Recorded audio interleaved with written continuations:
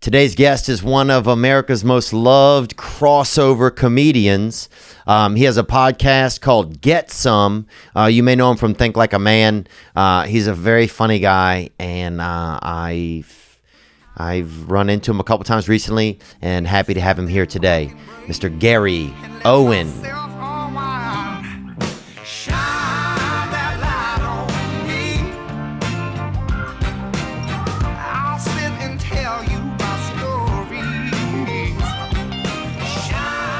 Dude, no, but thank you for your patience, man. I'm sorry that I was late. Happens, man. I went to a chiropractor, bro. For what? Dude, you think you look like this just automatically, dog? My fault. I always think chiropractors scare me because I think they'll fix the problem. Yeah. But then they'll also fuck up something else and you come back. You know, like this. All right, my sixth vertebrae is great, but now this third one, and they just, I think they do it just a little bit, so we're going to give him 8 months. Yeah. And then when he comes back, you know what I mean? Then he'll come up with something. Oh, you were hiking? Yeah. Oh, yeah, it does it. Yeah, they they put something into your bones. Are we cruising, Nick? We are. Yeah, they put something into your bones that like, oh, well, this will, yeah. They set you at like 3 months. They set that knee at 3 months. I'm telling you, that man. layup. Nobody's ever gone to a chiropractor and just stop. Yeah. They come back. You know what I mean? It's hard. Like, I don't trust them. Like, they're like mechanics. Yeah, they're like mechanics. I want to get my oil changed, and they bring out some filter. You're like this. I got a Camaro. That's a Toyota filter. Yeah. They bring back a they bring back a sunroof. You don't even have one. Yeah. I never in my life have I gone and got an oil changed when I had shitty cars, and they just went, all right, $19. like the thing says on the marquee. Yeah. It's you walk out there, it's $60. Like they get you on something. Yeah, they're like, it's 19. They make you feel like your car cannot go. Yeah. Without that. We found a used squirrel in your catalytic converter. Yeah. That's what they used to get my dad with all the time. Oh, they had a mouse in your catalytic converter. Catalytic converter. Yeah. The guy was like, just give me $40, man. We'll handle it. Yeah. Hey, man, your flux capacitor. Yeah. You're not going to be able to travel back in time. Oh, you time traveling, man. We got to shut you down, man. Yeah, sorry about that. Yeah. Government says that's $200. It's just written on the wall, $200 for time traveling. Right. Yeah. It's coming, baby. Yeah. Yeah, chiropractor's dangerous, man. I went in there, and this lady laid me down, too, dude. She was, I think, Scottish or something, man. Fuck, I felt Scottish by the time she was back in there, dude. She was deep at some point. Just want to go watch Braveheart? Bro, I could feel my grandparents just building up in my cheeks, bro. She had me just reminiscing, bro. See, some professions should be women. I don't like the whole, we're all the same. Like, if I go to the dentist, yeah, I don't want a dental assistant to be a dude. Yeah. I don't want some man hands in my molars. Yeah. You know, I want some nice, soft, female type shit going on. Yeah. You know what I mean? That's some jobs should not be. When I had my knee surgery, I remember I couldn't piss or shit. So because you on pills? Yeah, just knee surgery, and I couldn't eat until I pissed. I wasn't allowed to eat.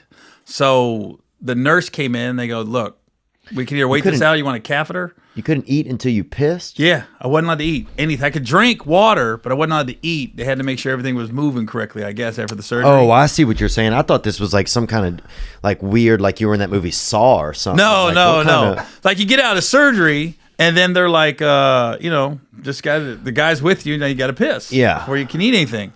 So it'd been a while. So the lady nurse came in, and she literally goes, look, here, we can do the catheter and get the piss, and then you can eat. Yeah. We could wait a couple more hours. What are you going to do? I said, I'm starving. Just do it. She goes, now, are you comfortable with me doing it, or would you like me to get a guy to do it? I literally went, why would I want a guy? I remember looking at her like, so really? People say that? I go, and all that thing was, I was trying to tell her, like, look, it's not where it should be. Yeah. Right now. I had surgery, and, it's very Ken Jeong hangover popping off right now. Dang, dude. Yeah, that's true. Especially like a fireman or something. I don't want somebody to be like, yeah, we're sending Barb up if you're in a burning building. Right. Fuck Barb, dog. You ain't lying. Fuck Barb, Some dude. professions got to be men and women. Yeah.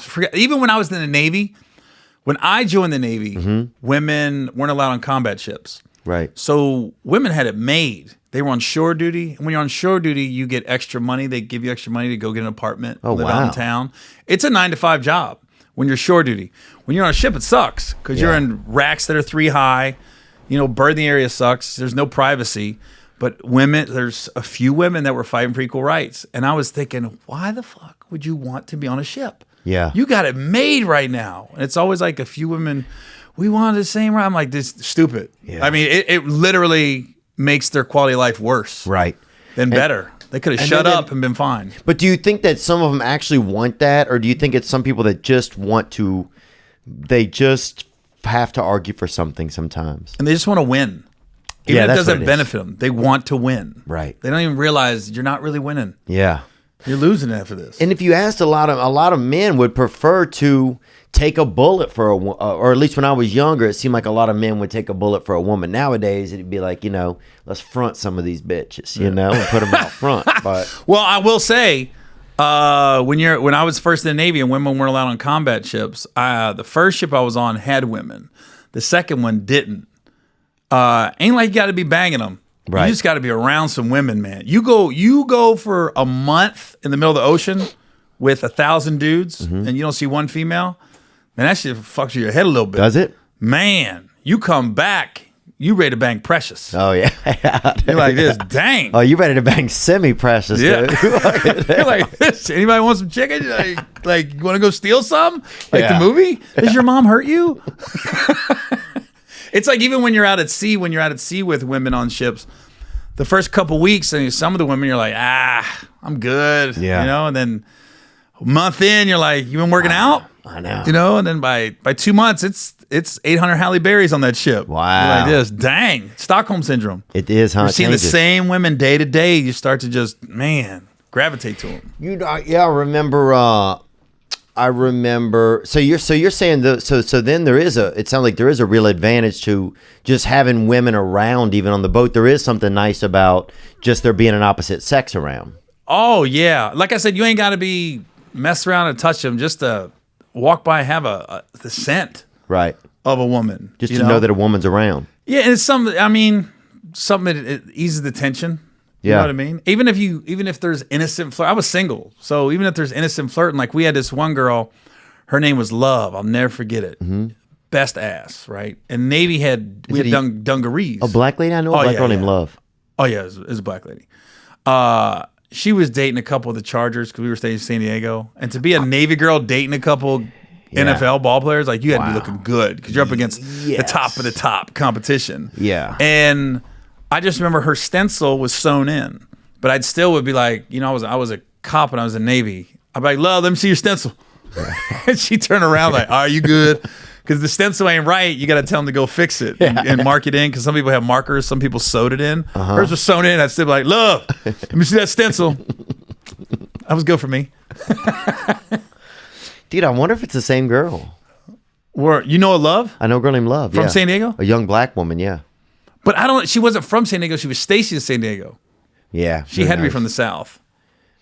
The way her build was, she had to be from the South. Yeah. There were some grits. I'll have to see. Really? Yeah.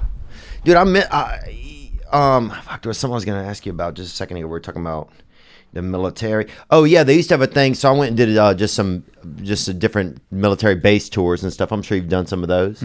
And they had one, we went to Guantanamo Bay, and they had the term Gitmo Pretty. And it was like after a couple days down there, you're like, yeah, that lady, dude, keep me away from her. And about 5 days down there, you're like, hey, where's that lady? Right.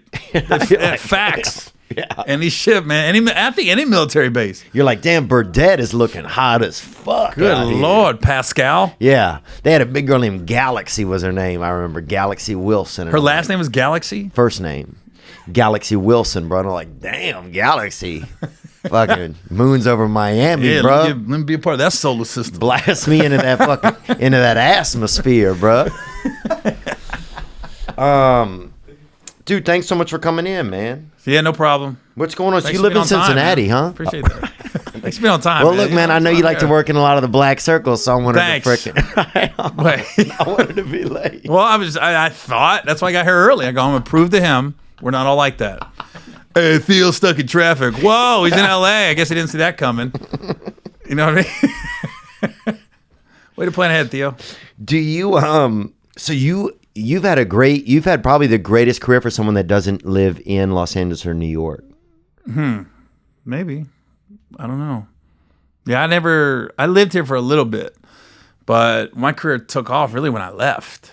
Went back to Ohio. Because you know that, that never happens, but that's not most people's story.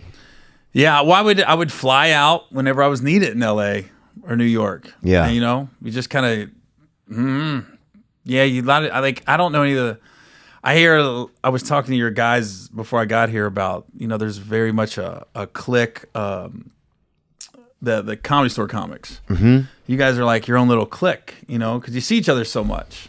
And I'm wholly not in the loop. I'm almost like a Bigfoot. Right. Like there's sightings of me. Oh, yeah. In LA, like even when you saw me at the airport. Oh, yeah. Oh, there's Gary Owen. Gary Owen. Oh, it's crazy. Exist. Well, it's almost kind of nice because it's almost like you're then like a celebrity to LA. Oh, yeah, because I've never seen. Because you're like so rare. It's like, yeah, I wouldn't be surprised if I saw Dwayne "The Rock" Johnson. I've seen him twice in LA. I've only seen you once in LA. And that was at the airport on my way out. Yeah. We had a layover in Minnesota. Where were you going that weekend? I don't know. Yeah, we were in Minnesota. Remember that? That was the layover. Yeah. God, what the fuck? Beautiful airport, too. Big, though. That's a big-ass airport. Jesus. It's almost too big. Yeah. I think the Metrodome's somewhere in there. I remember at one point, crossing a 40-yard line at somebody. Yeah. Somebody fumbled around an That would be Annie's. great. The football stadium's attached to the airport. You just watch the game from the side. Well, now a lot of the airports got the hotels right there. Detroit's got that Westin in it. Oh yeah, if I have a 3-hour layover, dude, I might. Sometimes I'll bust a coin and get that lay down for a little while. Well, get a room. Well, Atlanta's got the minute suites. You seen that? Mm-mm. You can rent a room for like an hour. Oh wow! It's like I don't know what it is, like $30. I did it. Like I was coming back from Japan. Mm-hmm. I landed at like 5 a.m, and my next flight went to like 11.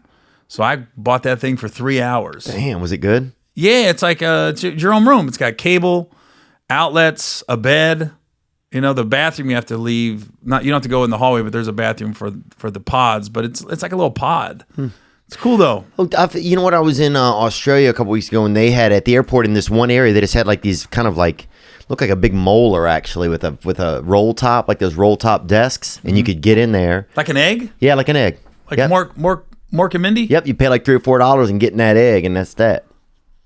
And it's right in the airport? I mean, just literally, you could walk. I mean, bro, there were kids running around through them playing games and shit. And you're in the egg, locked in. You're in there sleeping, yeah.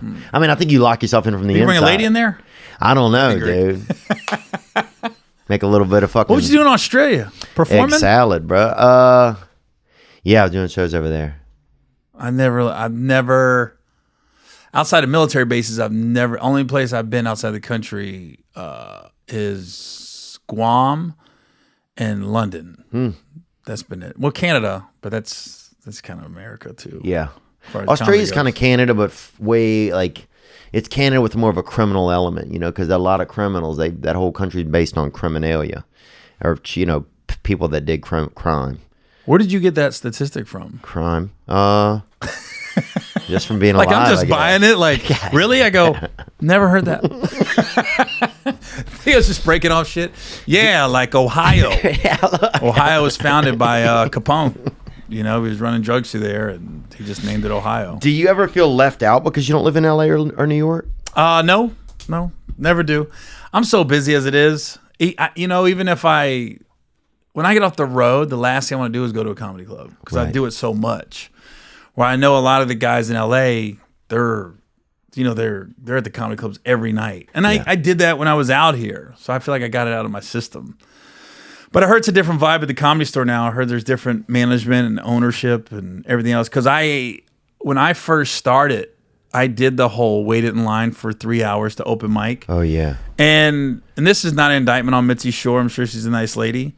But what she did to me, I was like, I will never perform here. That's why I'm never there. She iced you, huh? Well, I waited in line. I did what you're supposed to do for like 2-3 weeks, right? Then I got picked to showcase. Mm-hmm. So five a showcase that night, and it was. You remember the other ones? It was 4 women. I was the only dude. I don't know who the other women were, but there was 4 women and me, and I was the 5th. So the 4 women. Were you the only black guy to perform too? Pretty much. Yeah. It's like, do you remember who the other people were? Chris Tucker, Chappelle. So I don't know why I didn't get picked. No, it was fun. But when I went up, and you only get 5 minutes. Yeah. I looked in the back of the original room, and she was like holding court with the 4 girls and wasn't watching me. And then I got called the next day and they go, yeah, you didn't get picked to be a regular. I said, what? And not to sound conceited, but I clearly had the best set. Yeah. Like it wasn't even close. Well, look, we know we have a good set and we don't. And I was like, I didn't get picked. And then when I found out the girls did, I was like, I'm out. I'll never perform here. So you had a real you had a real resentment then.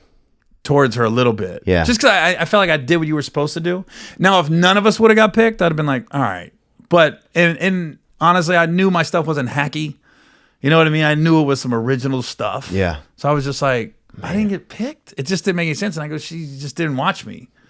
So for whatever reason, it is what it is. But I've never performed, never been back. Well, did it make you feel like it wasn't fair? Like, I'm just curious, like because I mean, yeah, you hear all kinds of stuff about Mitzi Shore. I mean, obviously, you know, she's run like one of the best clubs. You know, like I think her, like I don't know all of it, but like her, you know, she got the club finally from her husband or something. I think like there was some other ownership.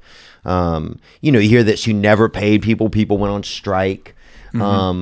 You know, you hear all kinds of stuff. I mean, you know, there's tons of history out of that building. I mean, she was also a woman that started a business, you know, so like I think that was you know, there weren't a lot of women doing that in the comedy space at the time. But yeah, I mean, you hear all kinds of stuff, that she was dating half the comedians. I mean, there's tons of things you hear. Yeah. I mean, I'm not saying she's probably a nice lady. I'm not saying she's a bad person, but that night, I was like, man, fuck this place. Well, did that make you feel like you weren't going to have any opportunities in LA overall? Like, did it give you that vibe? It got me all fired up. And a lot of people know this. I ran the main room for 2 years on Guy Tori's Fat Tuesday because I'm in St. Louis and guys said, man, I gotta let it go. I'm too busy. I said, you can't let it go, dude. That's like the black spot on Tuesday at the Comedy Store. Yeah, I said, let me take it over. I said, I won't change shit. Me and my wife was running it, and nobody knew I was behind it because I just wouldn't show up. But it was funny because my wife would we were booking it, right? And then people would be like talking shit about other comics and stuff like comics do sometimes. And she'd come back and give me feedback. And sometimes they'd be talking shit about me. And I was like, really? But I never held against them. I wouldn't not book somebody or take them off. I was just like, I just thought comics do that. Because there's a little bit of bitch in all of us at some point. You know what I mean? You're going to have days and nights where you're just, you want to blame somebody when you don't realize it's just a business. It is what it is. Yeah, that's another thing. Yeah, it's just a business. It's like, yeah, I mean, even going back to the Mitzi Shore thing, it's like, you know, people could say that, you know, you'll hear that she didn't pay comics, but you also don't know if she was getting a shittier deal because she was a woman in certain circles. You know, you just don't know. It's like you don't know how, like, what the business is always. You don't know how everybody's dealing with it. And you know, with her seeing open micers all day, every day, she might have been having I'm fucking done today. I ain't got time to see this guy. Or maybe some man in the business had been a dick to her that day, and she's like, you know what? I just saw. Right. You don't know. You just don't know. Back then, I was like, fuck this shit. Now it's more just a story. It's my story. Right. You know, it's not. I'm not mad. I've never said a bad word about her in public or anything. It's just, it is what it happened. Yeah. I was just like, but that night. Fuck, I was pissed. Oh, I can imagine. Fuck the Comedy Store. Fuck Encino Man. Fuck the Jersey Shore. Anything with a shore and I was done. Want to go surfing? Fuck you, man. I'm going to the pool. Fuck Gulf Shores, Alabama. Yeah. Fuck Floribama, the bar, that shitty bar that's down there where people always get date raped. But to decent music. Sorry. But look, dude, if you're gonna get date raped to some easy listening. You know what I'm saying? To some Skinner, bro. I don't want to get date raped to some damn Trick Daddy. You know what I'm saying? I want to get date raped. Skinner? Yeah. Something something legit. Like this. Yeah. Sounds good, Theo. Yeah. I'm not Brendan Schwab. I'm not agreeing with you. I'm just kidding. No, that's all right. Dude, yeah, Brendan will go in as definite agreement mode. I get that in podcasts when I'm talking to somebody. I'll just have no idea sometimes what's going on. They're just agreeing with you? I can agree with them, yeah. Like, hey, we're thinking about killing your whole family. Like, oh, that's a great idea, man. Awesome. I'm in. Yeah, my mom's a bitch. But yeah, it's like sometimes you just don't know. It's like, you know, it's like we just don't know sometimes what everybody else is dealing with, you know? But that's why, looking back on it, it's just like, I'll never forget as long as I live. The 4 women standing around her, and she's just holding court, like telling them about. I'm reading what they're saying, like, you got to work on this, you do this, this, and this. But it looked like they was all having a great time. Oh, that would break my heart. And I'm up here going, motherfucker. Yeah. You know what I mean? Like, I want to stop it. Like, hey, Mitts, I'm up. It's my third Sunday waiting in line for 3 fucking hours. Can I get 5 minutes? That's going through my brain. It's such a helpless feeling, too, when you can't do that. And you put the mic back in the stand and you walk off going, this was pointless. Yeah. This was fucking pointless. And then when I would drive by and see the guys in line, it was like a Tuesday you had to wait in line. That was like the long line in front of the Comedy Store for open micing. And I drive by it and see just for the next couple of years, I want to be like, wasting your time. Fucking roll down the window. It's fucking pointless. Wow. So you gotta, man, I'd have a look. I can totally go through that moment. You're on stage and you see the person who's supposed to be paying attention to you, and you're already nervous. There's already a lot going on. I mean, this is like a moment in the sun to even get that opportunity to showcase at the Comedy Store. Yeah. And then the other people that have already gone on, they had their time to be in front of her. Mm-hmm. Now they're all talking to her, and you have to still be doing your jokes. Your mind is locked in it. Even it could be complete darkness in the room. I remember when I was doing it in New York for Esty, right? Who passes at the Comedy Cellar, and she's over in the dark, and I don't know where she is, but then at a certain point I knew exactly where she was in the dark, paying attention to me. You know, it's like you can just feel like the spot in the dark where somebody in the room is that's supposed to be judging you. Yeah. And to think that they're not even paying attention, and you still have to do these jokes, and you don't even care if the other people in the room even see them. Yeah, it's a helpless feeling. Oh, it's so helpless, dude. Fuck. So helpless, bro. Like trying to breastfeed and be a man. You know, it's like going to Jerry's Deli afterwards. Oh yeah, it's meat only, bro. If you're breastfeeding, what do you want? And you're a man. Yeah. Tuna melt. Just today, the Hollywood Reporter named Adam Egget the new manager at the Comedy Store, and SD 2 of the 40 most powerful people in comedy. Wow. So it was crazy that you brought both of them up. Yeah. And there you go. It's like, and then it's like you look years later. I mean, it's like, you know, Paulie's like, you know, Paulie's always he's always trying to be supportive. He's always trying to stay creative. You got the father just passed away, the lore of just the story even staying, like all the times it was supposed to be sold. But I heard it's a different vibe. I didn't spend a lot of time there, but I heard it's completely different now. It's different now, man. It's very supportive. But you know what? A lot of that is I think more than any other time in the history of stand-up, like comics can control their own narrative now. Right. Through podcasting. You know what I mean? Just through social media, YouTube. I mean, you can build your audience. You don't need somebody to say, give you like the yes. Yeah. You can do it on your own, you know? Even with, you know, I've gotten to know you through the podcast networks. Yeah. Pretty much. I mean, outside of Road Rules, you were amazing on that. Yeah. Well, I mean, I was a kid, you know? I know, because that's the thing, man. I've always like followed you from afar because I saw you on Last Comic Standing. You were like the internet guy. Yeah, me and Josh Wolf. Because when I saw you, I go, that's the fucker from Road Rules. Right. You know what I mean? Yeah. And then when you did what year was that you did Road Rules? 99. 99. And you were like a mid-season replacement or something, right? Didn't you come in? You were there from the regular, first? Yeah. Did someone get kicked off that year or something? And somebody new came in? No. Fuck it. I'm thinking of But Cyrus. there's a lot of seasons. There's a million seasons. I'm like this. Fuck, I'm thinking of Cyrus from Boston, Real World. Yeah. But the reason I always followed like just the 90s, I'll say, is I was in the Navy and I tried to get on the Real World. I could see you on there easily. The Boston cast. And I remember my buddy, this is before the internet, you had to write a letter. So I wrote a letter to Buna Murray. And then you didn't tell him you were gay at the beginning of the letter to even have a chance to be on. I told him I like black women. Oh yeah. And so I said the perfect house would be me with 7 black girls. Oh, you know what I mean? Dude. And then here's what's funny. Who are you, Scott Storch, bro? That was my thing. I go, hey guys, I love black women. Let's do me and 7 black girls. You know? And then they said they sent me a letter back. Like I got a letter back, and they said put yourself on tape. So my buddy worked at Good Guys. So we set like literally 100 TVs up. So everything I did was magnified by 100. Wow. And then I had like a black girl walk in and I go, look. and then they asked me to come up and get interviewed. And I got interviewed, and then I didn't get it, obviously. But it was the Boston like 96 season. Oh, yeah. And what was crazy is I'm active duty. So how would I have done it anyways? Right. Like I still had a year left. You'd have to ask But for leave, and they might not have Right. given it to you. So when I see that season, there was the black girl that went to Stanford that didn't like interracial dating, but then they went on vacation. She banged the white dude on vacation. I was supposed to bang her. Oh. Like literally, I was supposed to bang her. That was supposed to be. I was watching it like.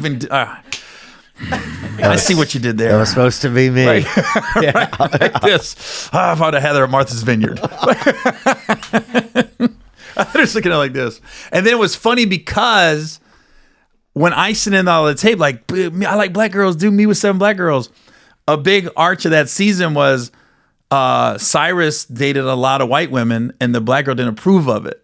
So in a way, it was like they addressed what I had talked about in my video. You know what I mean? I was like, it's funny. I was like, I would have been a great asset. Yeah. And that season was kind of boring. Yeah. Boston. Yeah, I don't even remember it. I remember the first season of The Real World I remember was when Real World Hawaii. I remember some of the other ones, but the first one I watched, I just remember Tech jumping into that swimming pool. Naked? I don't know if he was naked or not. Yeah. Was he? He got naked. And then I didn't notice that. Oh, I did. They blurred him out. I didn't look, man. I don't look at What are you saying, Theo? Bro. It was like an 18-inch sensor bar. Yeah. But I thought he I'm like was the hitting on the first. side of the TV.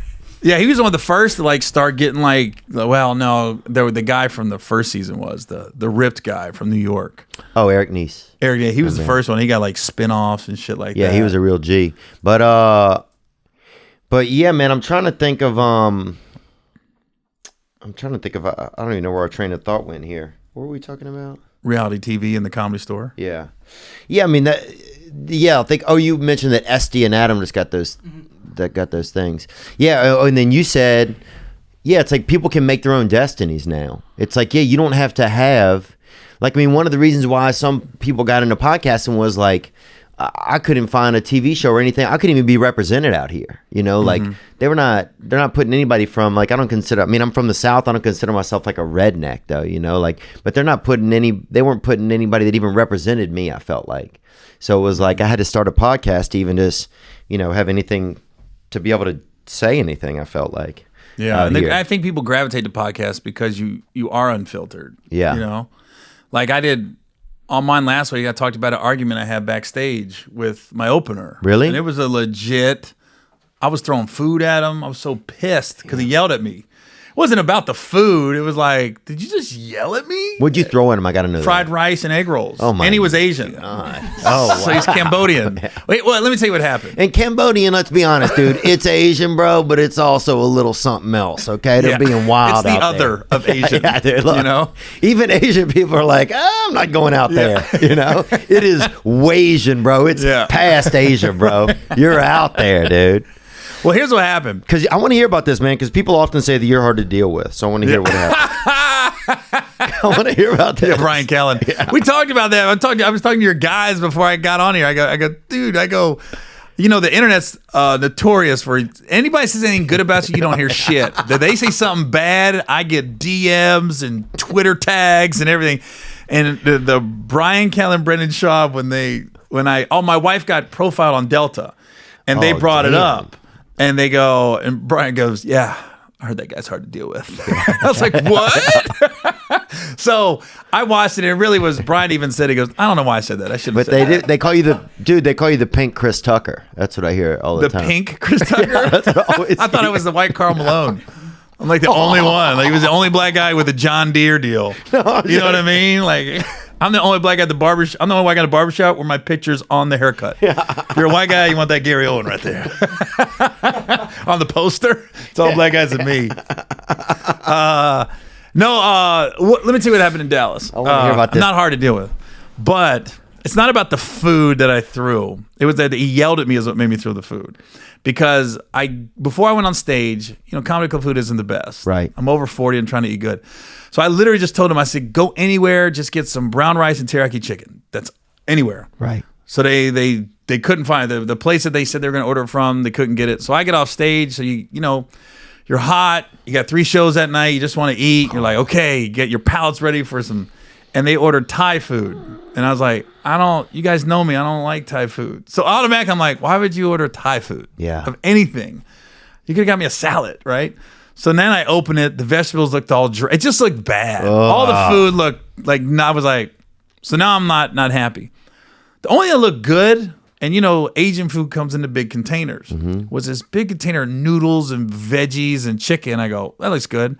So I take the fork, and the comedy club brought us plates. So I take the fork, and I'm taking some noodles and put on a plate. And I was going to take some other stuff too and just make a plate of little samples of everything. So in a container, my opener comes in, goes, hey, those are mine. Those are mine. Those are mine. I said, okay. I was like, I'm just going to take a little bit. Is that okay? And he was like, oh, yeah, that's fine. Okay. So I take the noodles, and then he takes it, and it's a big container, and he puts his fork in it immediately and starts eating it. So we still got 2 other people in the green room that's got to eat. And I looked at him, I said, you're being selfish, right? Like, you should have, I'm thinking in my brain, you should have offered some to the other people in the room. Right. And he goes, huh? I go, you're being selfish, right? And he just went from 0 to 10. He goes, I'm not being selfish. And it was when he yelled at me, I went, what? It was like at a movie, and I just grabbed the nearest thing I saw on this container of fried rice. I go, get the fuck out.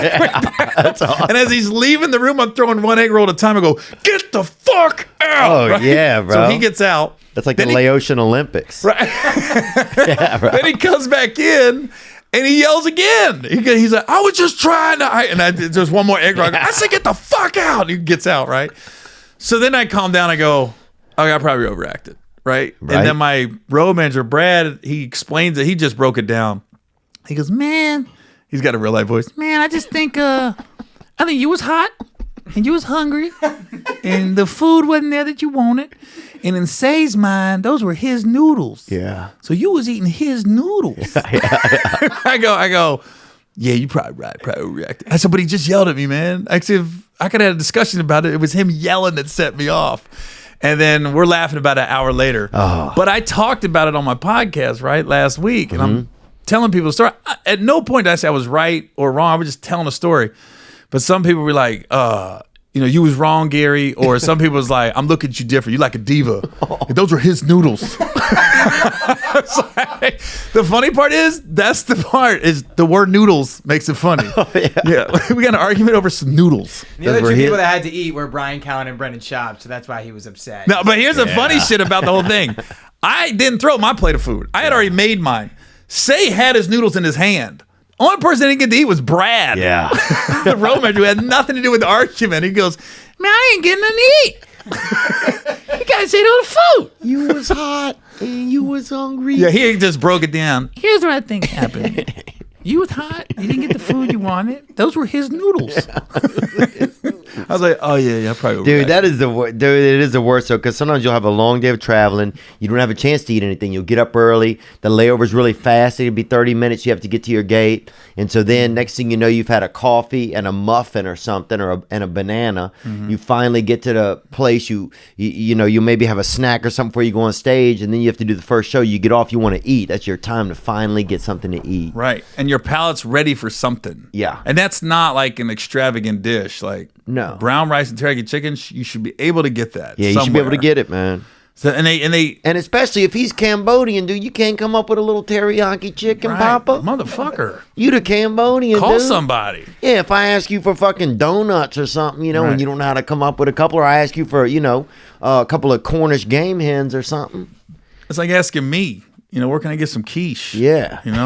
Tuna casserole. I can make you that. I'm going to interrupt this conversation just to say today's episode is brought to you by Ridge Wallet. Sometimes you find yourself in a pasture. Sometimes you find yourself on a plane or on a ledge. And sometimes you find yourself on a ridge. And that's what you need now. Maybe a ridge for yourself or a ridge for a loved one. Ridge is that front pocket carry. It's a wallet, but it's for the front.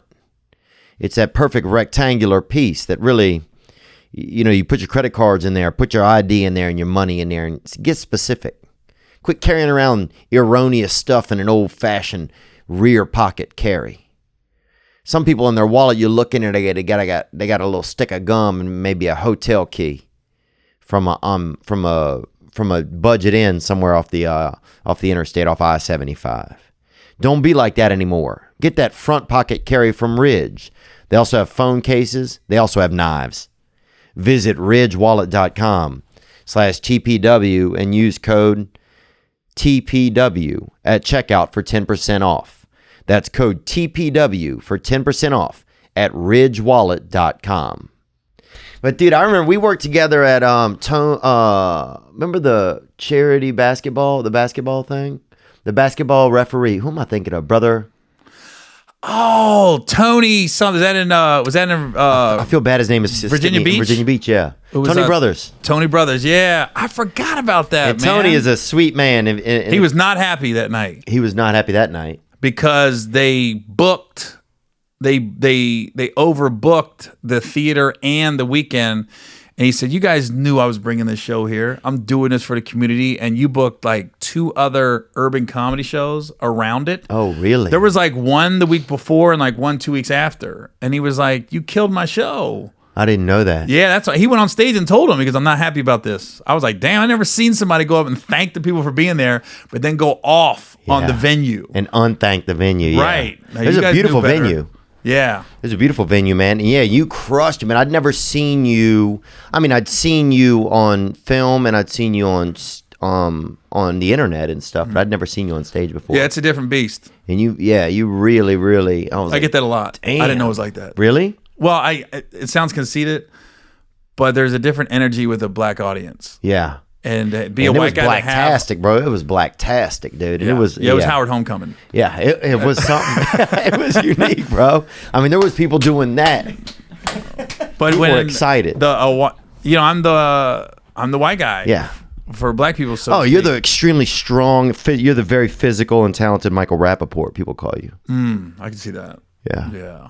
For real. I mean, easily. I can see that. And it's different. It's a different energy. And I just did my latest special last week in San Antonio, and even my agent at UTA hadn't seen me live in years, and he goes, I forgot it was like that. And I know that sounds conceited, Right. No, but it does. It's Look, a different energy. that's your job. Live. Yeah. It just not only that, it's just the reaction when I come on stage. Like, Right. I'm like I said, I am black famous. Yeah. That's many black people that walk by. If they don't know my name, they know my face. Oh, you're Frederick Douglass almost. I mean, it's like you, Freddie D. Who else? A couple of other. I'm trying to think of famous, white people that are. Larry Bird, Yeah, Larry Bird. he ain't going too far. Yeah, it's very. Yeah.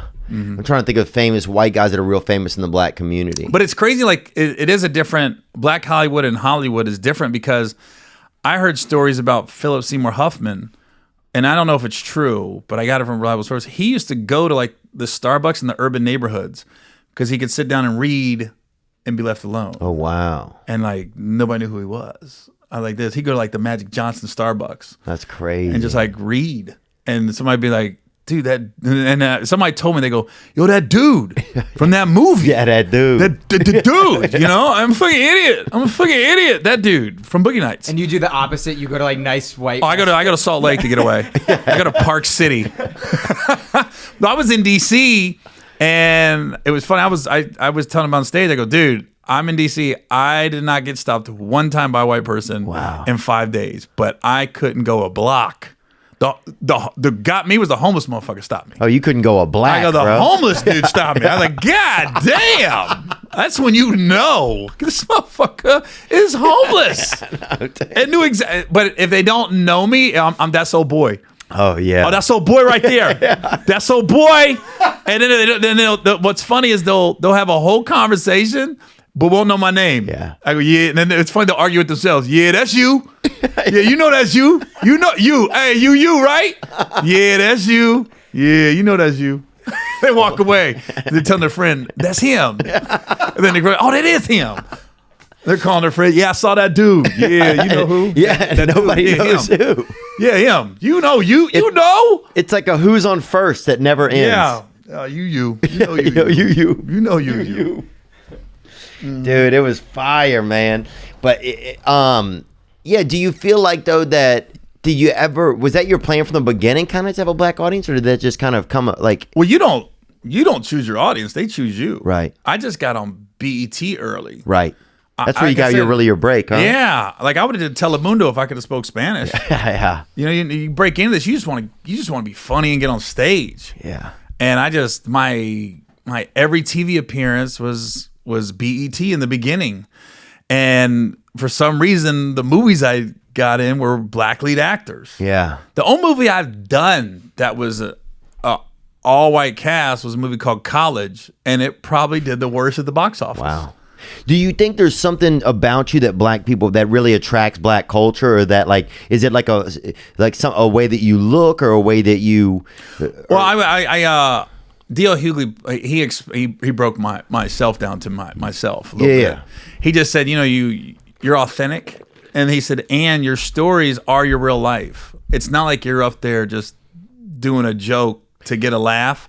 Like you're really telling, like you really went to a black church, right? Like your joke was that experience from your perspective, right? And I think a lot of times too, I'm not putting down people. I'm just saying it's different, right? There's no put down, because I tell you what gets on my nerves when I see white stand-ups going from a black audience and just completely put down white people. Right. You know what I mean? Oh, I just hate to that. get on black people. And I even seen some black people in the audience be like, dude, we don't think like that. Right. Like, we don't hate white people. What are you talking about? You know what I mean? Right. That shit, I'd be like this, dude. Yeah, just what stop. are you doing? Yeah, it sounds so. It makes my skin crawl. Well, that's half of LA these days, man. I feel like I get on, if I get on stage, there's so many comedians who are like, like apologizing for their white privilege and shit like that. And that's fine if someone feel like that it was that big of a thing in their life, where somebody came in their room when they were young, were like, hey, you're white, we're going to be all I've had good. more issues with white males in my life than black dudes. All the black dudes have been cool. The white dudes in my life, I'm like, what the fuck? Get away from my stepdad. I can't stand that motherfucker, man. Good Lord. But yeah. My stepdad was every bad black stereotype. Really? People, black guys are lazy. I'm like, nah, Rod's lazy. Black guy can get a job. They don't want to get no job. Nah, Rod can get a job. Who the fuck you talking about? My stepdad, every time I heard of a bad stereotype about black males, it was my stepdad. That's hilarious. I was like, he's worse than all this shit. That's Who hilarious. are you describing right now? Early on, did you have a lot of stories like in your stand-up that with black culture? Is that why you think they like? Well, when I started in San Diego, I was trying to get on the Comedy Store and the Hoya and everything. But, with open mic, you're lucky to get up. The open mic night was Sunday nights. And then that was it. And then I was like, a couple of black guys in the Navy told me about all these other spots I could get on stage. But you had to go where the black people were. A lot of the mainstream comics, they don't want to do that. And I was like, where? Okay, I'll go there. I'm just naive to everything. Right. And then I would start doing like karaoke bars. Like if I couldn't get on stage, I would go to like a karaoke, and it was a mic and it was speakers. Right. And I was like, instead of singing, I would tell jokes. And people got to know me like, oh, that's the funny dude. He's not gonna sing. He's gonna tell some jokes for 5 minutes. Oh, that's pretty cool. You know what I mean? But I would do like musical bits. I'm not singing. Right. My jokes was about music. I remember, it's not a very good joke. So you might lose some listeners. Oh, we won't at all. Not on here, bro. I make enough shitty jokes during the podcast. Yeah, so I remember my first joke I'd always tell at the karaoke bars was about Janet Jackson. I'd be like, have you guys noticed like Janet Jackson, like her first song was Let's Wait a While. I go, then her second album, the song was Come Back to Me. I said, well, fuck, you told him to wait, and now you're telling him to come back. I go, now this latest album was Anytime, Any Place. I go, somebody turn that motherfucker out. You know what I mean? And that like opened up like, oh, okay, he's just talking shit about musicians. So a lot of it was just like whatever songs was hot. Yeah. I would just make fun of them at the karaoke spots. Do you think that you are actually white and you have to like be black in the morning when you get up? You know what I'm saying though, kind of? What do you mean? Like you have to like if we like moved a switch on the back of you, it'd be like, well, guys, I hope everything's going well. No, what am I, like Caitlyn Jenner? Like deep down, I know I'm black, but there's no surgery to fix it. Like, God, I wish I could just God damn switch this up a little bit. No, it works for me being like I don't want to say fish out of water, because I am kind of a fish out of water, but I'm very comfortable in the water. Right. I'll say it like that. Yeah. I've never. Well, yeah, you're I don't know. Like a lot of times, I think we feed into what the media tells us. Yeah. And that's not been in my experience. Like, I'll give it, yeah, dude. I don't let. Yeah, I mean, that's my day-to-day dealings with people. I don't see too many people just out and out hating somebody else because of their skin color alone. yeah, totally. Now I'm more scared of white guys with tattoos on their face and Right. pants sagging. Yeah, than black these days dudes. it's starting to change. Well, that dude, would scare me more. I'm scared. What I'm scared of is some of with a lot of people of different cultures, especially when you have black and white people having children, you start to get a lot of soft black dudes, man. I'm serious, bro. These grays, bro. I've seen a Why are couple. you talking about what, man, dude? You can't be talking about my kids, man. You have children? No, I'm talking about. You talking about my kids? I'm just saying, bro. I saw some of these mixed kids. They're fucking slow. It's like, oh, welcome. You wanted white shit? You got it, man. Welcome to these fucking layups. Enjoy these layups. Well, that's the problem when you are mixed, because the black in you says dunk it and the white in you says pass it out, and you're just fucking confused. Then you become Steph Curry. Just shoot threes. Take it to the hole. No, you got to share. But the black is, motherfucker, throw that shit down, bitch. Dude, we had a black guest in here. We were talking about getting scared. Donnell. Who was it? Donnell Rawlings. And I always felt like that black people don't get nervous. I always felt like. Didn't you ever On did you stage? ever- no, period. Like, did you ever like white people always felt like we have like a thing where we get nervous, and like black people don't have that. Like I remember asking him, I'm like, dude, do you guys get nervous? Like, it just doesn't. Well, the thing about it is white people have way more skeletons in their Right. closet than black people. Right. Black people, like, historically, especially in this country, their history's laid out there. Yeah. White people, we did a lot of dirty shit, but we don't want to talk about it. Yeah. We did some dirty. Like, I was just in Tulsa a couple weeks ago, and I found out about Black Wall Street. You heard about that? In 2021, it'll be the 100-year anniversary, and it was like this 36-block area of Tulsa that black people were flourishing. Like they had supermarkets and doctor's offices and clubs and restaurants and big homes. They were like living in a bubble.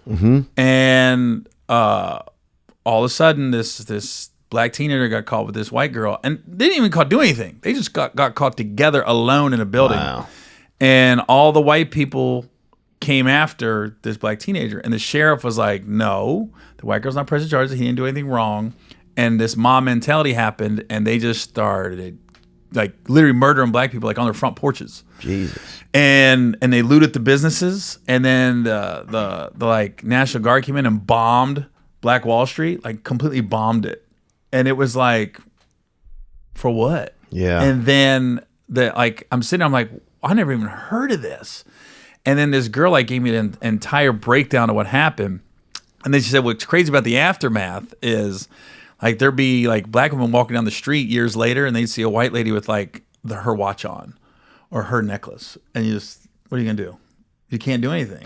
Oh, that was from one of their From stores? their store or their house. Oh, wow. You know what I mean? Yeah. And it was like it's a dirty part of American history. And I would put money, because it's coming up the 100th anniversary, there'll be a movie or a TV show about it. Oh, yeah. Soon. Yeah. Because I just heard, I was like, what? How did I hear about? I've heard the term Black Wall Street. I just didn't know what it meant. Do you think sometimes that too many movies and media want to like, or just making money even more off of just rehashing a bad past instead of like finding solution and stuff and moving forward? Yeah, I mean, it's part of our history though. So it Right. happened. Do you feel like sometimes though it's like they don't always give like every side of the story? It feels like sometimes there's only just one side of a story. You know, sometimes it's like at a certain point, aren't they just using black people again, like by using these stories just to make money? When a lot of people are, it feels to me like a lot of people are moving forward, and and sometimes it's just like a regurgitation of, like how many times can you make people that currently Like a slave movie? You're gonna make another slave movie? Sometimes, yeah. It's like, at what point do you say, look, let's just make a movie? Just, how many times do we have to do this same exact movie? Yeah. I mean, It's like because then they're just using black people again. Because I'm sure it's a lot of white ownership that owns these studios to then once again make money. But this time they're doing it under the guise of that we're helping Black America. I mean, there's definitely a disconnect between the powers that be that are the head of these studios, because they just don't know. That's like, we're stand-ups. This is what I don't get about stand-ups, and we were talking about sitcoms and everything else is the state of sitcoms is so bad right now, because if I'm the head of a network, I want to take a stand up that's on the road, grinding, because I feel like they have the pulse of what the country's going through, especially the flyover states. And you got guys in New York and LA, they're not in Nebraska. Right. They're not in Iowa. They don't know what's making those people tick. Oh, and not only that, but then these same networks go and make fun of those people, and they like did not like, it just seems like a lot of times that good people who haven't done a lot of stuff wrong have really been through enough. But it's just like, how many times are we going to bring stuff up that something I didn't do, something I didn't have a part of, and I would never be a part of, But it's like, I mean, I don't know. Did you watch Central Park? Did you watch? I haven't seen it yet. I want to see it on Netflix. There's Ava did something cool with that. It definitely was. Those 4 boys got railroaded. Yeah, bad. That's what I heard. But you also see when one of them goes to prison, one of them really had a bad. Corey Wise was one of them. Like he got it the worst, and he didn't do anything. He just went to go support his friend at the police station, basically. Wow. And they brought him in. And he's the one that caught the worst, did the most time, had the roughest time. But they showed how one guard and at Rikers was kind of a dick to him and was using him, and he had to give him like all this extra shit to protect him, basically. And I don't know what that guard was. Was he mixed or black? I don't know. But then when he got transferred, there was a white guard that really looked out for him. Was fair, gave him books to read when he was in solitary. You know what I mean? And it was just and it was never brought up. It's not like the white cop helped me. It was just there. And like I thought it was cool how she made that apparent. To me, I noticed it. Right. I don't know if everybody else did, but I noticed it. Right. You got a kid that don't trust anybody. It's being railroaded by the white people. But it was the white guard that would kind of went like, it was similar to that in Hurricane with Denzel. Mm-hmm. Remember the white guard was the one that was like happy for him when he got exonerated, and he was like looking out for him a little bit in the prison. I don't remember that part. I mean, I believe it. I just It was the remember guy. It was the guy from God. What is his name? He's in a lot of freaking movies, man. My favorite movie he's in was Bad Boys, not with Will Smith. The one with Sean Penn when he was a teenager in prison. You see that one? Came out in like 81. That's a great. I was 1 year old. Yeah, but it comes out. I saw The Wizard of Oz. It came out in 46. Yeah, that's a good point. That's a good point. There's a movie you can't see him, Theo, just because you. Dude, I was 1. What is it? I don't see movies before 90. Well, I don't want you to picture me walking into the fucking theater.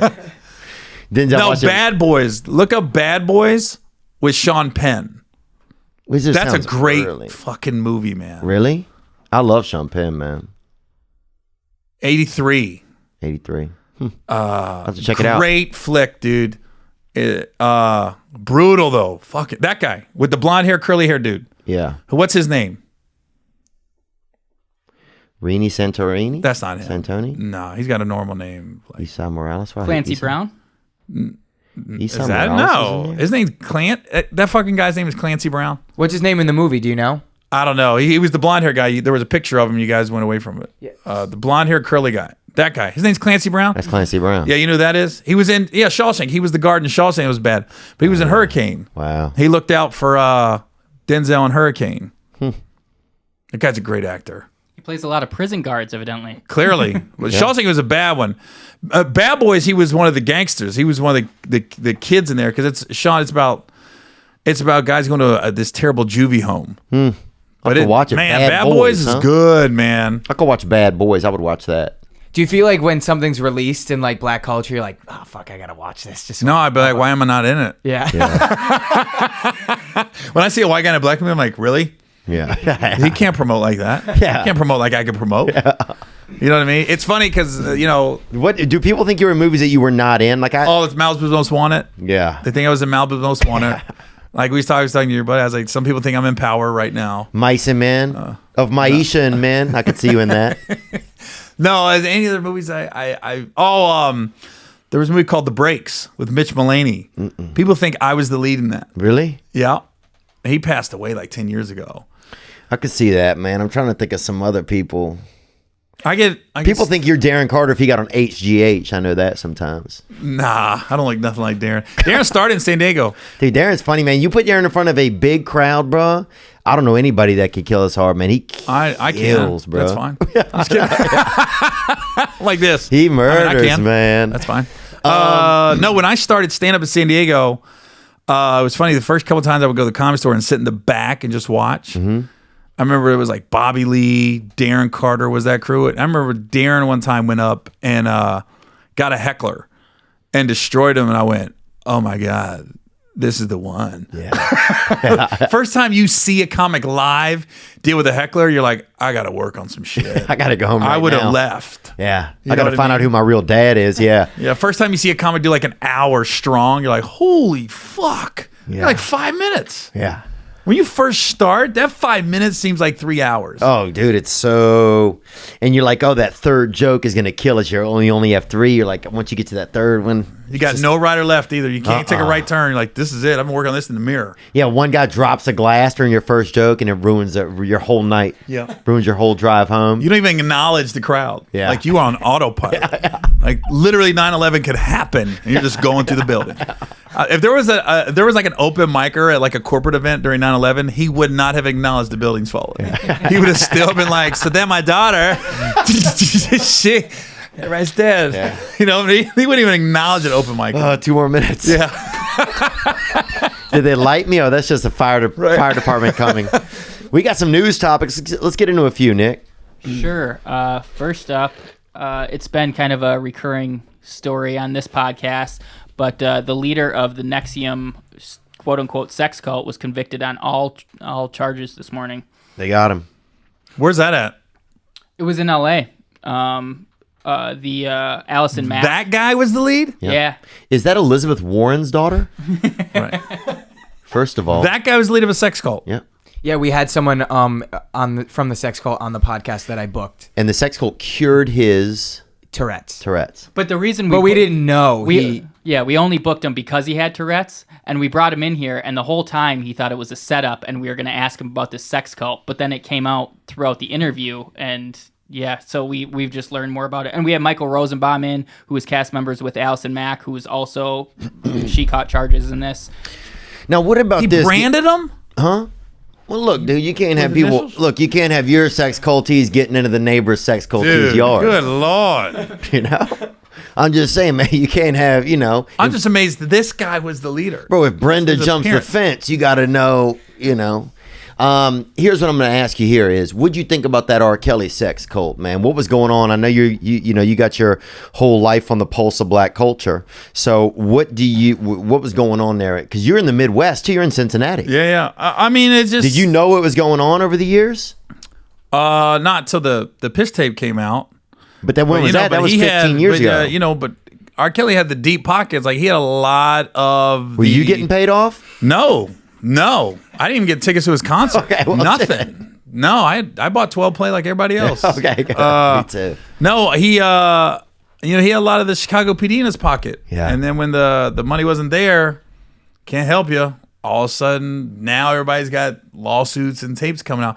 But I watched the Surviving R. Kelly, and I was more like, those parents, the 2 girls now that he has, Yeah.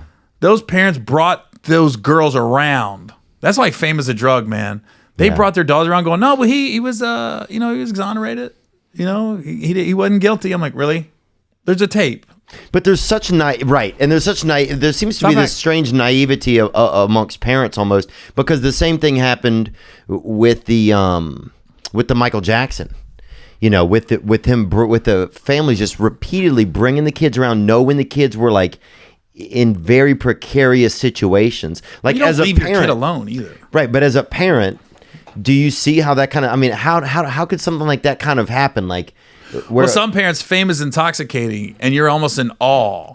I mean, think about a religious figure. I mean, Michael Jackson was as close as you can get to like damn near the Pope. yeah. You know what I mean? Like, holy shit, the biggest star on earth likes my family, wants to hang out. The weird thing about the Surviving Neverland, which some of it I didn't believe. I think they were indulging some of it, but the fact that Mike would just go to somebody's house in like the valley, Yeah. just be walking down the street. Can you imagine doing the dishes? Be like, that motherfucker looks like Michael Jackson. Yeah. Walking down the street. You know Just what checking I mean? the mail. What the fuck? That's old boy. Yeah. That's old boy right there. That's you. That's no, that's you. you and the Billy G. Yeah, that's you, Thriller. That's Billy Jean out here, man. Where your coat at? Yeah.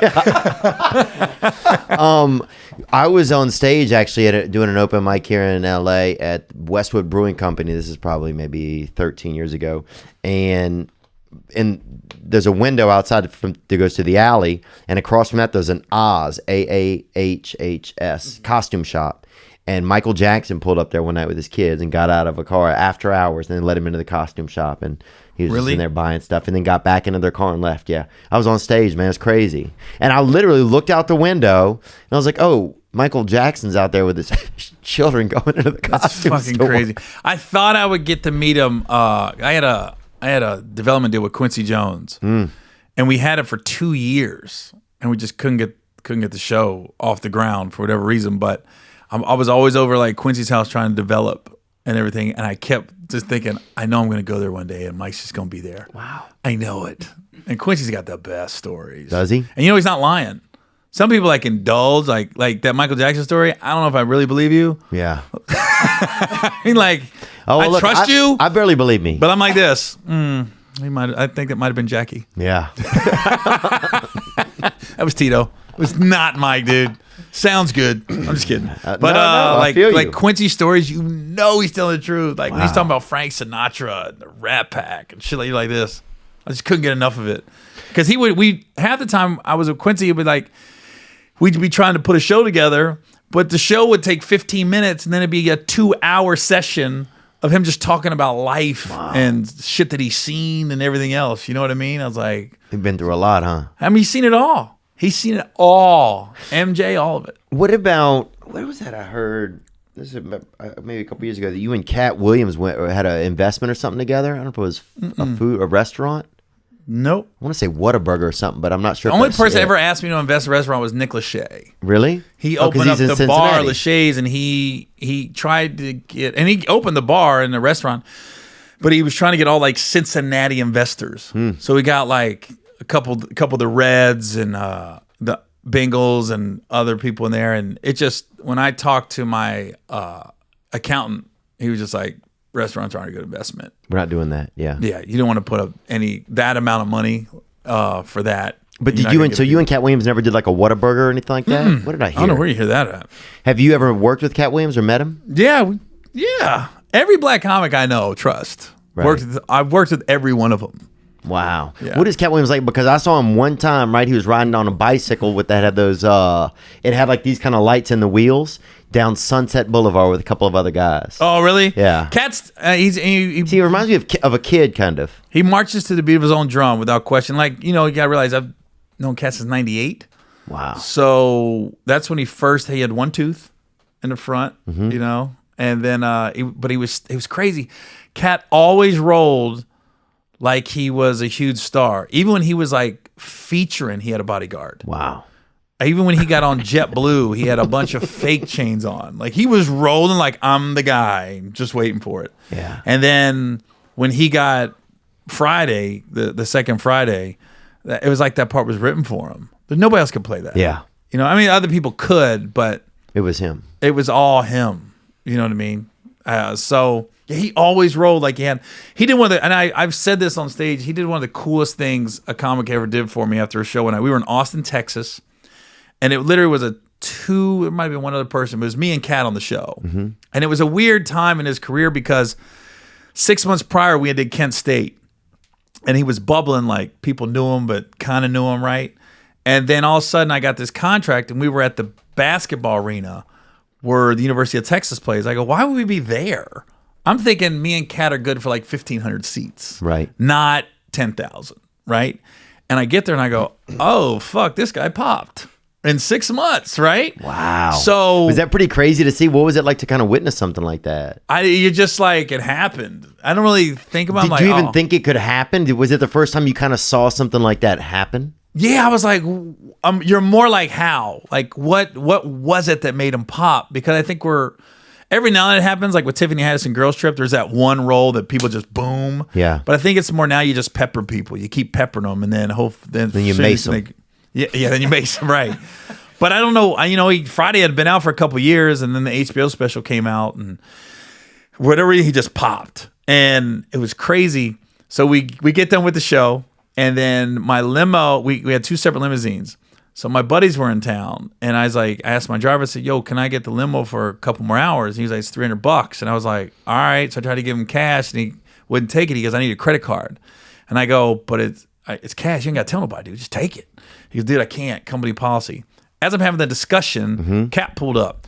And Cat goes, hey, Gary, what's going on? You going out? What are you doing? I said, yeah, I'm going out for a couple hours. I said, my driver said he don't take cash. He needs a credit card. And Cat goes, hold on. He took my driver around the back of his limo. And to this day, I don't know how much money he gave my driver. All I know is Cat walked by me, and this is all he said. He goes, he's yours for the evening, Gary. Enjoy your night. Oh, yes, they do accept cash. And he just laughed, and I went, thanks. I had never had service like this in my life. That dude, I think he pulled in the club. Like, we went to the club, and we were in it. Well, You I want saw a him out table? front. I Got a saw him car. here. You know what I mean? And then the guy was there the next morning. I got back to the room, went to bed, woke up. He was still standing in front of the car. I go, how much fucking money can I give this guy? But it was just cool like that. But I heard Cat was notorious for like the $100 handshakes. Yeah. Like he'd tip somebody and just be $100 in their hand. Yeah, he just know? loves that lifestyle. He loves to be able to help out. He loves to be able to.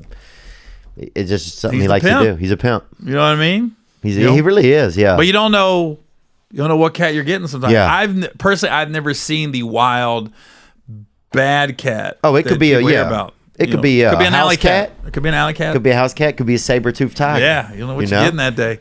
But I never had any real issues with any comics like No. as far as confronting me or What going about on. trap house stuff? Because I know they have a lot of black trap house activity. Have you ever been involved in anything like Nope. that? Well, damn, dude. I'm Fresh Prince Black, man. Oh, you are. I don't know what you think. This ain't The Wire. Oh, damn. Look, Jeez, what the fuck said trap house activity? I'm just trying to. Yeah, man, I'm leaving here. Dude, I'm just. That's how I fun. A lot of comics hustle merch. I hustle coke, Bro, I'm after just- my shows. Dude, tell me everything you know, man. I want to know about LeVar Ball, okay? Do you think LeVar Ball cares about his children? That's what I want to know. Yeah, they're mixed, like you said, Well, watered down. yeah. If that dude was all black, God, Lonzo would be a beast. Oh, could you imagine? Well, first of all, be would've never traded him. Alonzo. They would have never traded him. Yeah. They would have never traded him. No way. LeBron, who? The other one is LaMelo? Yeah, LaMelo, dude. That's a soda. Okay. Yeah, I know, right? Mellow yellow. Don't you miss good? Like when I was growing up, they had wild black names. Blizzard. Dude, we had a I've never met a blizzard in my life. You haven't? You met a blizzard? in the South, man. We had a blizzard. Magma Jackson. Yep, magma. Coincidence. Okay, go to Facebook and find me fucking Magma Jackson. Find me Blizzard. I was taking Theo's word for it. Pull up, go to Facebook and just pull up Blizzard and Well, see it's if any Blizz. names pop up. Like if you put up Mary Jones, there's going to be a million Mary Joneses That's that come true. down. See how many people are named Blizzard. It's Blizz Wilson or Zard Wilson. He's not real. Come on, Blizzard. Come on, Come on, Blizzard. Come on, Theo's like, Blizzard. fuck, come on, Blizz. Oh, it's not coming up. Nick, well, let's get to some other news then. We have We have two Patreon Look, questions. and we all know Theo's from Boston, right? Theo went to private school. Where's Blizzard at? Oh, we're looking for first name Blizzard. Yeah. Well, that could be him down there. That's Terrence Blizzard. Blizzard Jackson. There we go. There he is. No. He's on MySpace. Oh, yeah. Even Facebook's like, dude. Yeah, broke the search. Look, you know what's gonna come up? Theo's lying. He might go by BJ. Just put in BJ and see what comes up. Oh, Theo's Blizzard gonna. Jackson. Oh self-employed. There shit! you go. Gang, boy. Is that, he's white. Huh? Blizzard Jackson's white as We fuck. don't know. That's just, I mean, look, he could put anybody as his I think as it's like his Sammy picture. Sosa. He's got all black friends. All though. black friends. Got 17 friends. Oh, that seems like about him, kind of. He was very much kept to himself. Did you really know a guy named Blizzard Jackson? 100%. From where is he from? BJ, they called him. He's from Slidell, Louisiana. Slidell's outside of New Orleans, right? Yep, they called him Blizz. Some people call him Blizz. Some people call him Zard. Magma Jackson. And I'm not going to say they were related, but I'll just say that a similar last name. What about Coincidence Carter? Like, Oh, nope. man, he must have passed. I definitely spelled that wrong. I'm just saying, man. And you might have passed. All Let me these get- people Theo's talking about, like, No. not ringing a bell. I think it has a couple Q's in it. Nope. Let's get to some more news. What else do we have, Nick? We actually also have a couple Patreon questions for Gary. Okay, let's get to that then. Question, you got it. All right, cool. Question 1 from John Page. Gary, do you feel like you have a sort of special permission to dive deeper into jokes that analyze black culture because your wife is African American? Yeah, of Oh, course. shit. Yeah. Yeah, Like I if said, you the met- black people trust me. Yeah. You know, I'm a friend. Dude, I'm a friend when they come. Then into you the got to room. start playing the middleman, dude. It's if there's any miscommunications, you know? I'm here. Just white America don't know yet. Okay. That's why when you said questions, you got 2. Okay. We got 2 questions for Gary. Well, we actually had a lot, but we only picked. I right. picked 2 of these. And the second one was from Dalton Wyndham. It was, what was the craziest thing you've ever seen happen at a comedy club? Crazy. Yeah, man. Most of it's in the early days because when you're open micing, you're hitting bars. You see some wild shit. For me personally, You threw an egg roll. no, I got escorted. I was in Louisville, Kentucky, and it was the night before Thanksgiving, which is a big party night. And this guy named Spike Davis had a one-nighter. Look him up. Spike Davis is legit. You're going to find Spike Davis. Oh, look him up, dude. Watch how fast Spike Davis pulls up. Bam! Holy shit. And he's from Louisville. What the fuck? Okay, we'll accept Spike Davis. Oh, yeah, no, you can Google Spike Davis He's comedian. right there, Spike Davis. Where? Carnival Cruise Line. Comedian at he's- Carnival. Comedian. He's doing cruise lines now? Yep. Yeah, that's him. Look, the University of Louisville. That's See, Spike. my shit pops up. I don't know who you be lying to, Leo. But this guy, so this guy, Spike Davis, he had a Wednesday night in Louisville. And the problem with his show was there was, you're on, the chairs are on a dance floor. And the later it gets, the night turned into a club. So the comedy's supposed to start at 8. It should be over by 10. So Yeah. people get, the show starts late. Then I'm the headliner, so I'm going up late. So by the time I hit the stage, pushing 10:30, 10:45. So people start to come in that want to go party. So you're fighting the people here are laughing, but the people are here, they're ready to party. Yeah. They're like, get this fucking dude off the stage, we're ready to party. So you're dealing with it. So I start getting hecklers. So I'm having fun with this one guy, like we're going back and forth, and it's actually galvanizing the crowd because now everybody's in on it. But I said, hey man, why don't you come on stage, man? We can play the dozens. Not knowing 2 people didn't like me. So I turn around and from me to you, there was 2 brothers, gold fronts, didn't like they have shit to lose. They were just on the stage. And I went, oh shit. I jumped off the stage into the DJ booth. Can you and I jump far? still had the mic. Back then I could dude, when your life's in danger, Yeah. You can jump farther. Yeah, I watch read Peter that. Parker. So I'm still got the mic talking shit to him, right? And they're getting upset. You still So they have the mic. literally they escorted him out. I didn't know they had undercover people in the club, right? Police officers. They escorted the guys out. They literally, I'm not lying, they had me ducking down, took me out a back door, and got in a car, and the guy had his pistol out, driving me to the hotel. Wow. And I was like, what the fuck's going on? I go, dude, we're just playing safe. I think they were they didn't tell me. Clearly those guys were Hitman. trouble. Yeah. So they was like, we're just playing it safe, to take me back to the hotel. So I get back to the hotel, and they go, they were going to have somebody sit in the parking lot till I left the next day. I go, dude, I'm leaving tonight. Damn. So this dude followed, and I was living in Cincy, so it's just like an hour and 2-hour drive. Is this So the Underground Railroad, dude? no, so the dude What is followed me. going on? Literally, he followed me back till I got on 75. And then once I got on the highway, he like flashed his lights and he veered off. And then I just drove back home. I was like, what the fuck was all that? Why does Spike call me like after the weekend and goes, hey man, they love you down here, man. They want you back. I was like, I will never be back in that fucking club. The fact that he waited like 4 days, like I'm going to forget. I got escorted out. Hey man, they love you down here. He never brought up, I got escorted out. Dudes rush the stage. They love you down here, man. They want you back. I will never be back in your club, bro. Never. And I got sucker punched in Detroit after a show. Oh wow, dude, So, you're out I've there. been doing it. I've been doing it 20 years. This is minor shit. Yeah, that's right? true, actually. And all this shit happened early. None of this shit has happened in the last 10 years, Yeah. right? So I'm in Detroit, and after my show, I go to this place called the Lyceum, right? Mm-hmm. I'm not lying. Like, Theo shit, I'm like this. I'm not dude. lying. It's Look, all be- my shit is legit. You can find Lyceum nightclub in Detroit, Michigan. Yeah, let's see if that's a real. I don't know thing. how you spell it. Lyceum? I don't know how you spell it. Lyceum was the name. Detroit. Look up Lyceum Hanson too, a kid I went to junior high with. I'm just saying, man, he's out there. Oh, they never heard of it. It says right there. Watch how that shit pops up. I mean, keep me honest, 10 years ago. Yeah. It never happened. Damn, bro. There's pictures of it, man. That ain't, dude. That could be anything, man. You spelling it wrong. There's an S. Oh, come on, let's go. There's an S in it. This fucking guy don't know how to spell. That's your problem. Oh, he's fine, dude. That guy is doing fine, dude. Dude, it's called Lyceum. Lyceum. I think there was an E in the front. No, who gives a damn? I think there was a front, an E in the front. No, fuck this. Lyceum. Elysium Lounge. Oh my God, Gary told the truth again. So, anyways, closed. All right.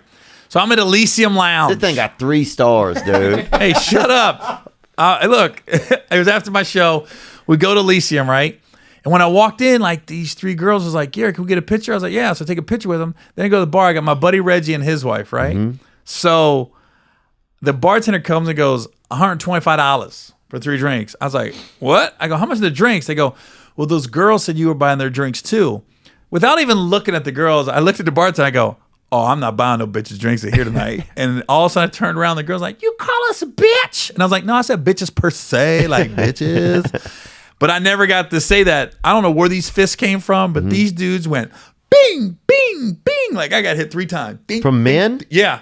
Over the girls, right? I don't even know who the dudes were to this day. Yeah. Right? And I literally just hit my buddy Reggie. I go, let's go, man. This place is whack. So I just walked out of club.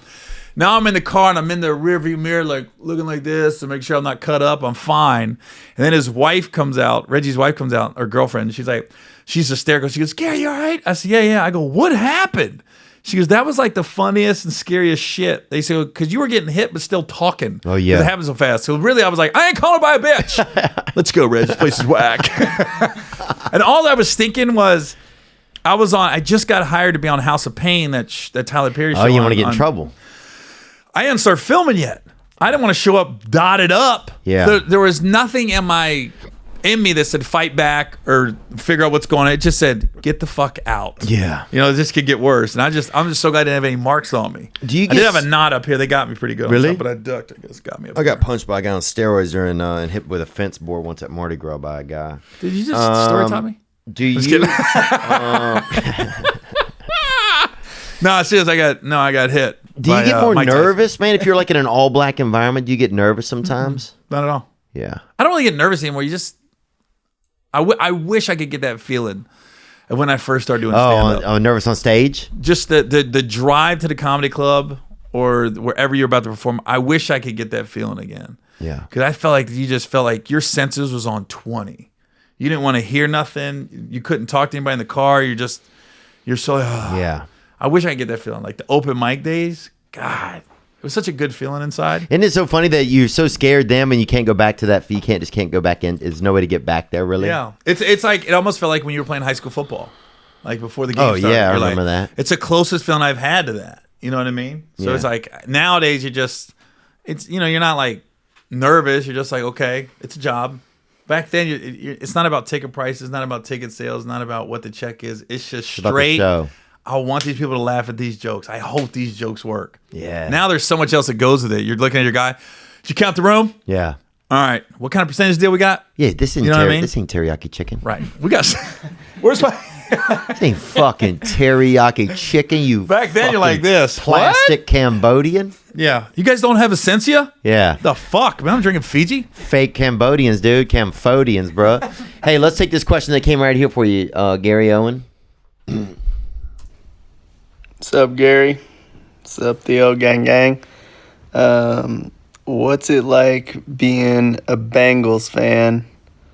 I can name 2 Bengals players ever, Chad Ochocinco and the endangered species quarterback. So I just want to know what's that like, man? Tyler Eifert, Icky Woods. You ever met Icky? Icky's a good dude. Is Still he? lives in Cincy. Does he? He had a tragedy. It's like his son was a really good high school football player and passed away. He had like some weird asthma attack or something. Came out of nowhere. Like it shouldn't have killed him. Yeah. And he passed away. Icky's a good dude. Listen, man.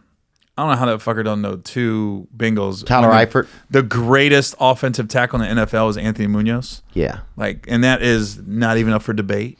Yeah. So suck a cock, dude. Well, I mean, yeah. No, I'm just everybody, kidding. no, everybody It's knows him. frustrating No, being it's a Bengals fine. But fan. he's not a position player. He's not like, Yeah, it's tough being a Bengals fan, man. It's like an abusive relationship. It's like Ike and Tina Turner. Just keep coming back for more abuse. Yeah. But we got a new coach, got a new regime. You know, I tell you, I caught a lot of little flack last year because I did a video. I was kidding. And I did a video like, "Hey Bengals, front office, you think you guys can maybe take care of me this year if I want to go to a game?" Or I'm like one of the few. It's like literally me and Nick Lachey are the only two people out there that are vocal about being Bengals fans. Yeah. That are on TV and are out there in entertainment. And I called for tickets one time and they said no.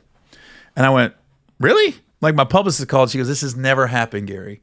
Like they just said no. And then the guy sent like an 8-page email explaining why they could not leave me tickets to the game, and there was 8,000 empty seats at the stadium. And I went, "You got to be kidding me!"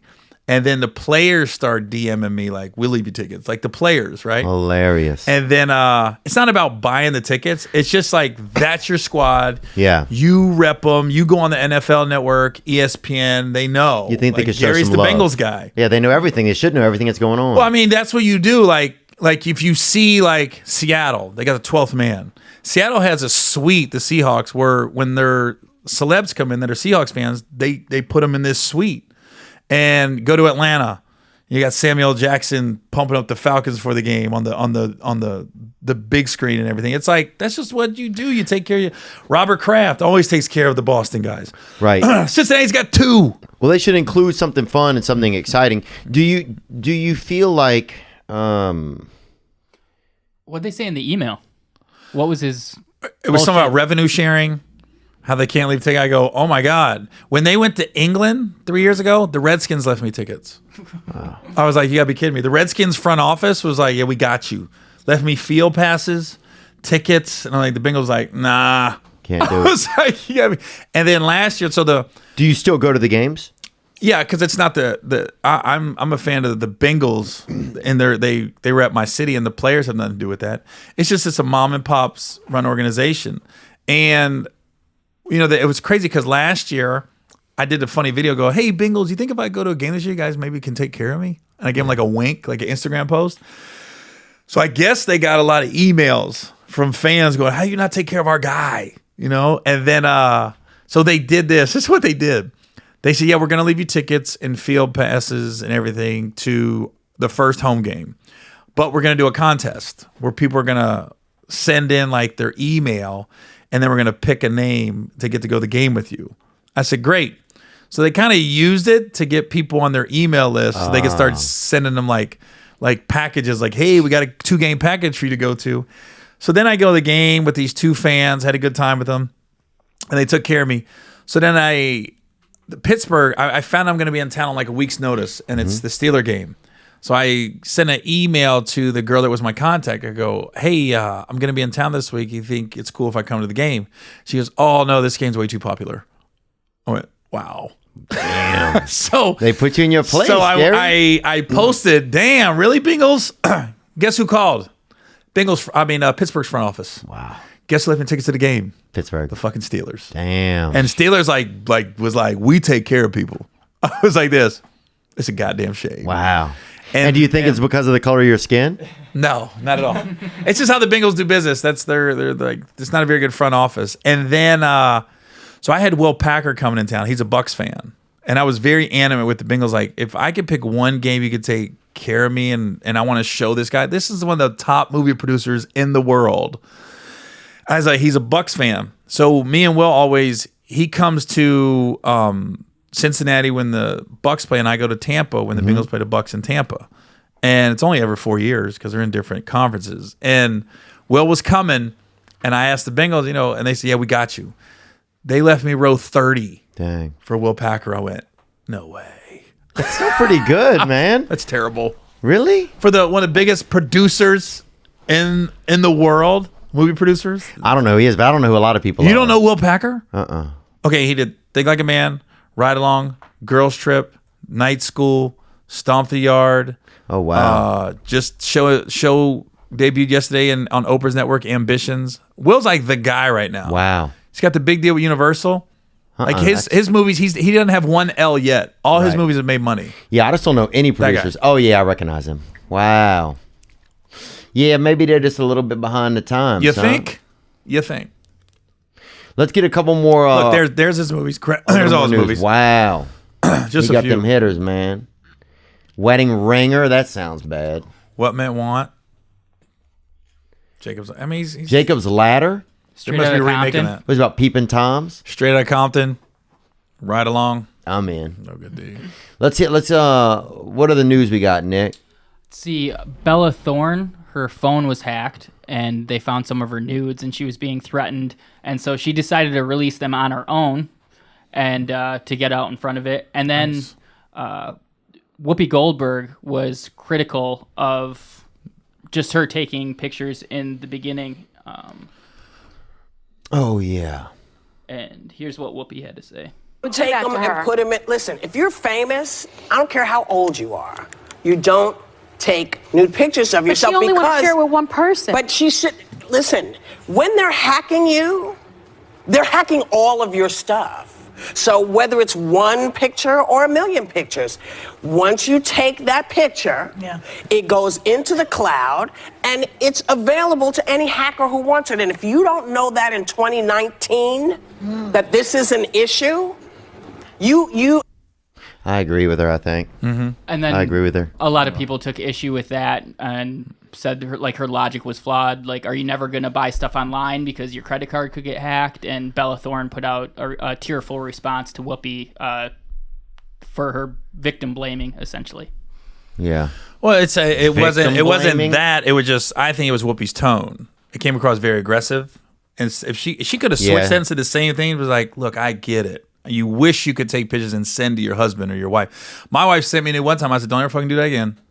Don't do that shit. And she goes, what? I go, don't. I said, dude, you can't risk it. Yeah. Don't ever send me no nude pic. Damn. Ever. Draw me I one. went off on her. I said, don't do that shit. Yeah. Last thing I want is your shit out there, and I got to deal with that. You know what I Yeah. mean? I'm just fucking jacking off to my wife, and she don't want to do that shit. Get a Polaroid. You know, Blizzard Jackson would have definitely jacked off to my Oh, wife. dude, bro. Without question. Blizzard's keeping Genevieve Conquistador. What was the other guy's name? No.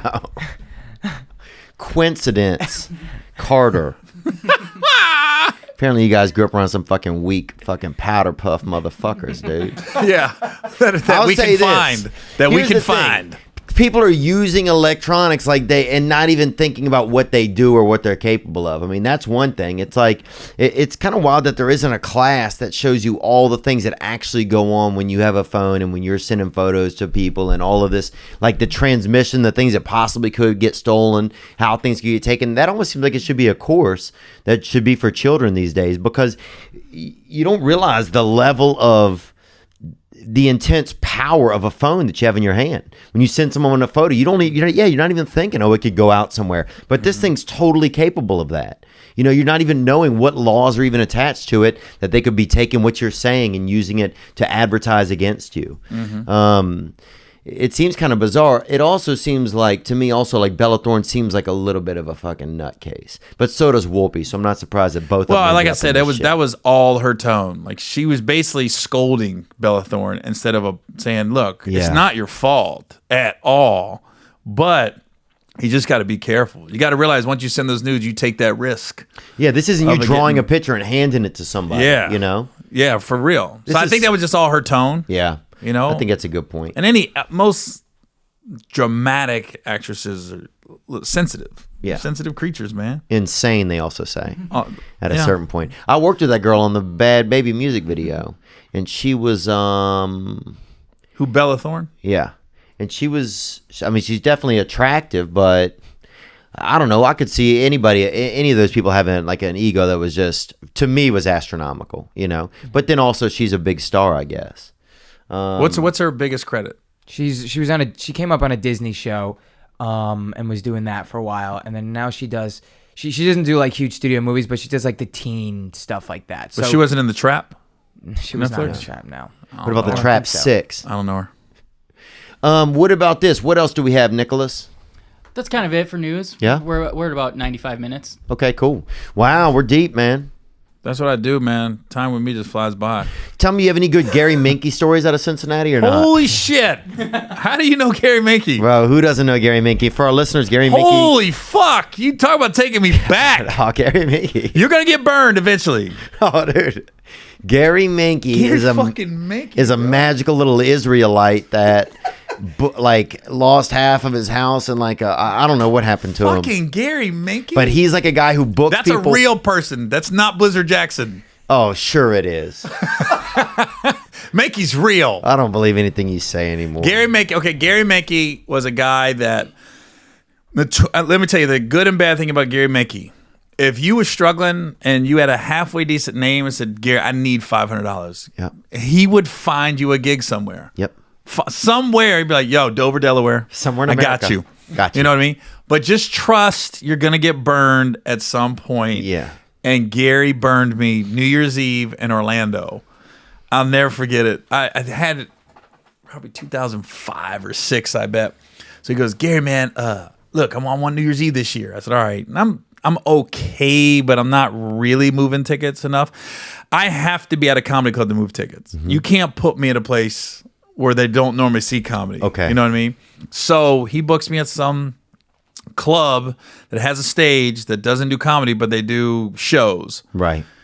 I'm thinking 12 people were there, and they kept holding the show, and I go, guys, they're not coming. Like, I'm telling the dude that's there, I go, like, a bus is not about to pull up and 500 people get out. Let's just do this 12 people and get on with it, right? They didn't have my money, right? The club guy, like, oh, I didn't make no money, man. I'm like, well, my deal's with Minke. So I'm calling Gary, like, yeah, man, we got you. I got it. I go, Gary, I need something, man. So basically, long story short, I didn't get shit. So I flew down. The only thing Gary got me was the hotel room. Yeah. You know what I mean? And then it was funny because the guy, his business partner, Gary Minke is a stumpy white dude. Yeah. So he had this other black dude that was the co-promoter on this with Minke, right? Mm-hmm. So the black dude just wanted to pick me from the airport. And when I left, then I go, don't worry about it. I don't need to ride home. I don't need to see you. I'll deal with Gary. I don't know you like that, right? Mm-hmm. So the black guy had the nerve, like a year later, to show up and call the Tampa Improv to say he knows me and wanted tickets to the show. And I go, no, that guy's got to buy tickets. Oh, damn. So then he buys tickets. So then afterwards, he's coming up. Dang, like, you're the Cincinnati Bengals all of a sudden. Right. Then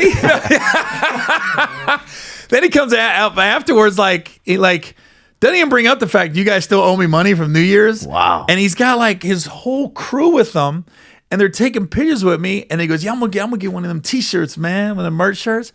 Like my Brad's like, I do. I go, charge him, right? He was like just stared at Brad. Brad was like, $20. It was like a stare off. Wow. He was like, and he looked at me. He looked at Brad, and I'm like, it's $20 for a T-shirt. Like. He just didn't want to be embarrassed. Oh. He thought he was just going to grab some shit for his people. Like, we're boys. I'm like, dude, did you forget? What happened? You fucking didn't pay me? That's Minke, bro. You know? I haven't worked with Minke since. But, he's a legend. He's a legend. Yeah. Especially in that part of the country. Yeah. Tampa to Richmond to Florida, Omaha. up to the Midwest, Missouri, the stray animal belt. Yeah.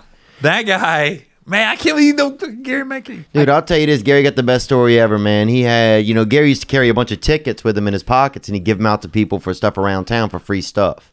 He'd be like, oh, yeah, you go to a restaurant? Yeah. I never pay for food with Gary. Well, I would end up paying for food. He would say, well, he's going to treat me. The manager would not accept the tickets, and then I had to pay for the dinner, right?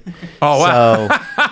So he always had the tickets. One night, Gary gets a couple milkshakes from the McDonald's, right? And he gets one for now and one for later, dude.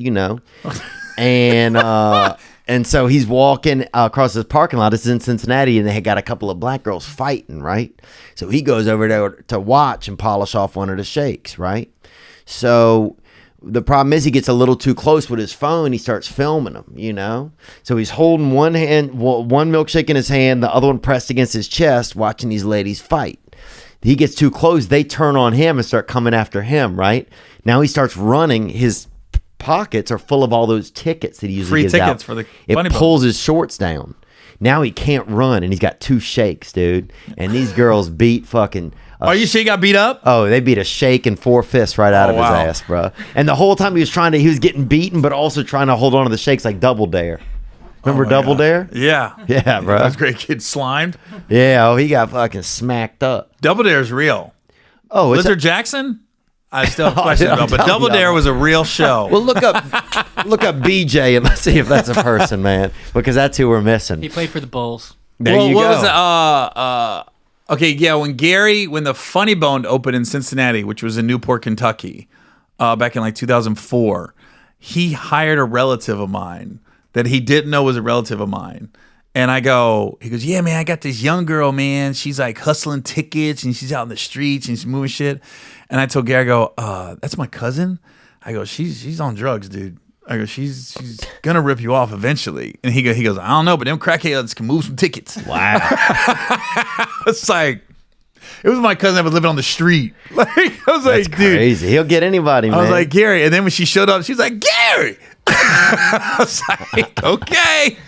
I don't know how she's getting them tickets out there. He's a hustler, man. I was like, and the clientele showed. It was a lot of her friends.